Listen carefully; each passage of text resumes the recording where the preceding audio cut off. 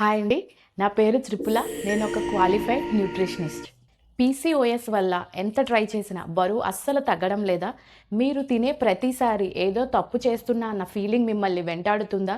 Periods టైంకి రాకపోవడం, మొటిమలు, ఫేస్పై అన్వాంటెడ్ హెయిర్ ఇలాంటి సమస్యలతో విసిగిపోయారా? రాబోయే 30 రోజులకు ఒక సింపుల్ డైట్ ఛాలెంజ్కు మనం కలిసి మొదలు పెట్టబోతున్నాం. ఈ జర్నీలో నేను మీకు తోడుగా ఉంటాను. మన ఆరోగ్యాన్ని మనమే బాగు చేసుకుందాం. అసలు పీసీఓఎస్ ఉంటే బరువు ఎందుకు పెరుగుతారు? ఈ ఛాలెంజ్ స్టార్ట్ చేసే ముందు పీసీఓఎస్కి బరువు పెరగడానికి లింక్ ఏంటో సింపుల్గా తెలుసుకుందాం. పీసీఓఎస్ అంటే కేవలం ఓవరీ సమస్య మాత్రమే కాదు, ఇది ఒక హార్మోనల్ ఇంబ్యాలెన్స్. ఈ కండిషన్లో మన బాడీలో ఇన్సులిన్ రెసిస్టెన్స్ అనే సమస్య మొదలవుతుంది. సింపుల్గా చెప్పాలి అంటే మనం తిన్న ఆహారంలోని షుగర్ను మన బాడీ సరిగ్గా ఎనర్జీగా వాడుకోలేదు. దానివల్ల రక్తంలో షుగర్ లెవెల్స్ పెరిగి దాన్ని కంట్రోల్ చేయడానికి బాడీ ఇంకా ఎక్కువగా ఇన్సులిన్ని తయారు చేస్తుంది. ఈ ఎక్కువైన ఇన్సులిన్ మగ హార్మోన్లైన ఆండ్రోజెన్స్ని పెంచుతుంది. దీని ఫలితమే బరువు పెరగడం, ముఖ్యంగా పొట్ట చుట్టూ కొవ్వు చేరడం. అందుకే మనం కేవలం క్యాలరీలు తగ్గించడమే కాదు, ఇన్సులిన్ లెవెల్స్ని కంట్రోల్ చేసే ఫుడ్ తినడం చాలా అవసరం. ఈ 30 రోజుల ఛాలెంజ్ రూల్స్ ఏంటో ఇప్పుడు మనం చూద్దాం. ఈ 30 రోజుల ప్రయాణంలో మనం సక్సెస్ అవ్వాలి అంటే కొన్ని బేసిక్ రూల్స్ అనేవి పాటించాలి. ఇవి అస్సలు కష్టమైనవి కాదు, కానీ చాలా ముఖ్యమైనది. ఫస్ట్, ఇది చక్కెరకు చెప్పండి గుడ్ బై. ఇది అన్నిటికన్నా ముఖ్యమైన రూల్. ప్యాక్ చేసిన జ్యూస్లు, కూల్ డ్రింక్స్, స్వీట్లు, కేకులు, ఇంకా బిస్కెట్లు, ఇలా బయట దొరికే తీపి పదార్థాలు అన్నిటికీ దూరంగా ఉండాలి. రెండోది, ప్రాసెస్ చేసిన ఫుడ్స్ అస్సలొద్దు. మైదాతో చేసిన bread, noodles, pasta, packaged chips, ఇంకా డీప్ ఫ్రైడ్ ఫుడ్స్ వంటివి మన ఇన్సులిన్ లెవెల్స్ని ఒకేసారి పెంచేస్తాయి. వీటికి బదులుగా నేచర్ మనకు ఇచ్చిన హోల్ ఫుడ్స్ని తిందాం. మూడోది, ప్రతిరోజు యాక్టివ్గా ఉండండి. డైట్తో పాటు ఎక్సర్సైజ్ కూడా అంతే ముఖ్యం.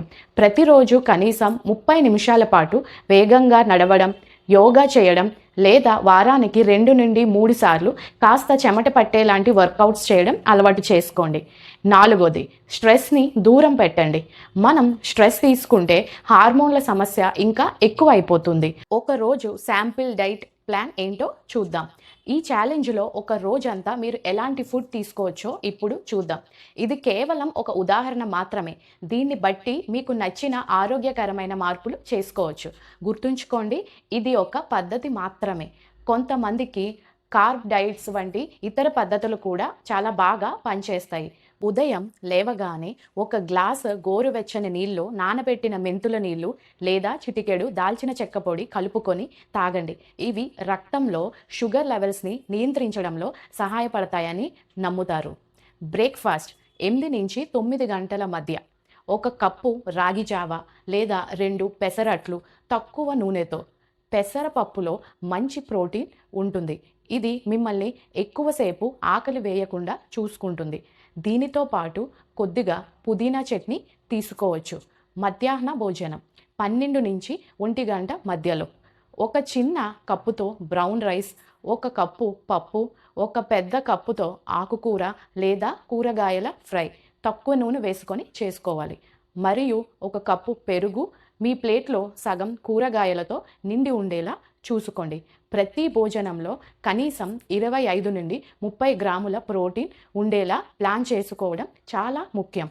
సాయంత్రం స్నాక్ 4 నుండి 5 గంటల మధ్యలో 1 కప్పు గ్రీన్ టీ లేదా స్పియర్మింట్ టీ. స్పియర్మింట్ టీలో ఉన్న యాంటీ ఆండ్రోజెన్ గుణాల వల్ల ఇది అన్వాంటెడ్ హెయిర్ సమస్యని కంట్రోల్ చేయడంలో సహాయపడగలదని కొన్ని స్టడీస్ చెప్తున్నాయి.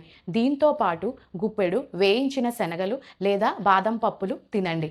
రాత్రి భోజనం 7 నుండి 8 గంటల మధ్యలో రాత్రిపూట తేలిగ్గా జీర్ణమయ్యే ఆహారం తీసుకోవాలి. 2 జొన్న రొట్టెలు, 1 కప్పు కూరగాయలతో కూర లేదా పన్నీర్ తీసుకోండి. వీలైనంత త్వరగా డిన్నర్ ముగిస్తే ఇంకా మంచిది. ఏం తినాలి, ఏం తినకూడదు అనే దాని గురించి ఇప్పుడు తెలుసుకుందాం. మీకు ఇంకాస్త సులభంగా ఉండడానికి తినాల్సినవి మరియు తినకూడనివి ఇక్కడ చెప్తున్నాను. తినాల్సినవి ఏంటంటే మంచి కార్బోహైడ్రేట్స్, ముడి బియ్యం, జొన్నలు, రాగులు, ఇంకా సజ్జలు, ఓట్స్, ఇంకా కినోవా.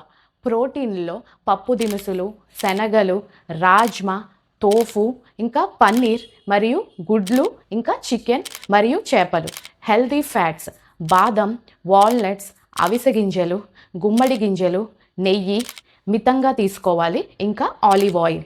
కూరగాయలు అన్ని రకాల ఆకుకూరలు, బ్రోకలీ, కాలీఫ్లవర్, బీన్స్, బెండకాయలు, టొమాటో వంటివి.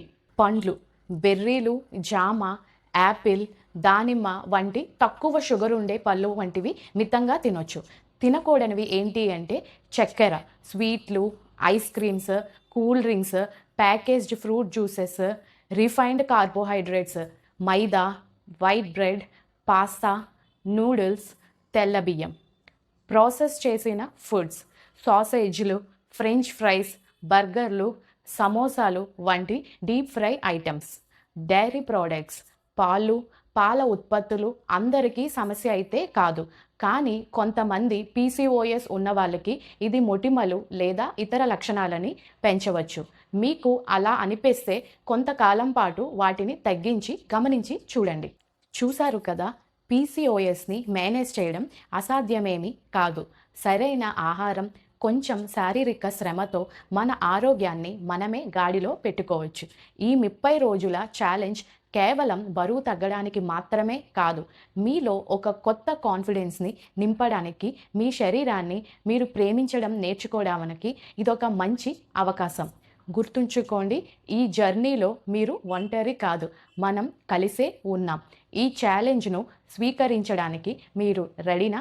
అయితే వెంటనే ఈ వీడియోకి ఒక లైక్ కొట్టి మీరు ఈ ఛాలెంజ్లో జాయిన్ అవుతున్నట్టు కామెంట్స్లో చెప్పండి. ఈ 30 రోజులు మీకు ఉపయోగపడే మరిన్ని రెసిపీలు, టిప్స్తో నేను మీ ముందు ఉంటాను. రాబోయే వీడియోలను మిస్ అవ్వకుండా ఉండాలి అంటే మన ఛానల్కు సబ్స్క్రైబ్ చేసుకోవడం మర్చిపోకండి. పక్కనే ఉన్న బెల్ ఐకాన్ని నొక్కితే నేను వీడియో పెట్టగానే మీకు నోటిఫికేషన్ వస్తుంది. పదండి, కలిసి కట్టుగా ఆరోగ్యకరమైన జీవితం వైపు మొదటి అడుగు వేద్దాం. Thank you.